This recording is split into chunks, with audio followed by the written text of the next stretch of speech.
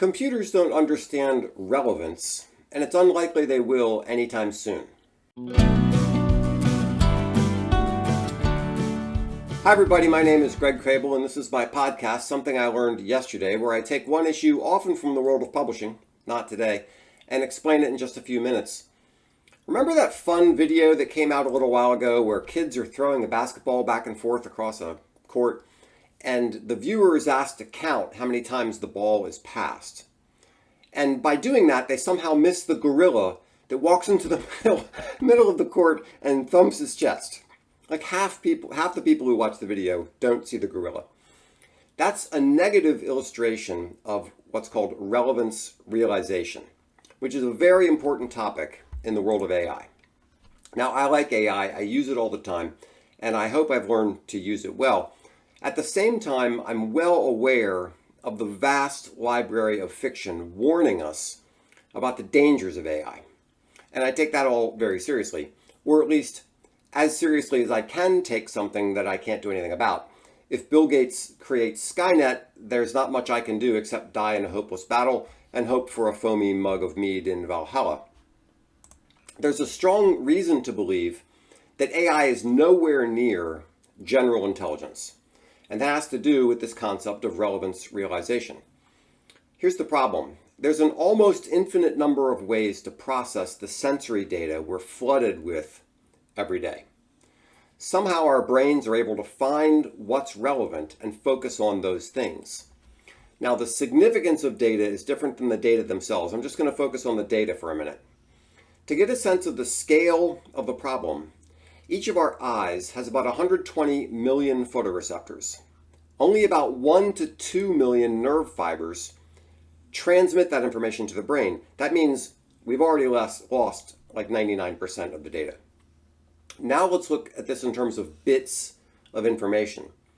The optic nerve transmits about 10 million bits of visual information per second to the brain. But the brain can only consciously process 40 to 50 bits per second. That's a teeny tiny fraction of the 1% of the data we're getting from our eyes. The ratio of data input to conscious processing is about 200,000 to 1. Now, there are other things to keep in mind here. First, the 40 to 50 bits of processing I mentioned above is conscious processing. Our unconscious mind processes a lot more than that. And we have some weird filter that mediates between the conscious and the unconscious mind. Second, a lot of this processing has to do with our bodies, with the fact that we have hands, for example. If we had claws or fins or wings, we'd process the information very differently. Third, we don't just react to pre-curated information the way AI does. We react to dynamic and new situations and quickly determine what's relevant and what's not. All these things show why relevance realization is such an important concept. To some extent, our brains choose which tiny bits of information to focus on based on whether something stands out and what goal we're trying to achieve, our understanding of the situation and environment, and our past expectations. All of that is filtered through our conscious and unconscious minds. It's biased by the nature of our bodies, and it's raw, uncurated stuff that can change on a dime.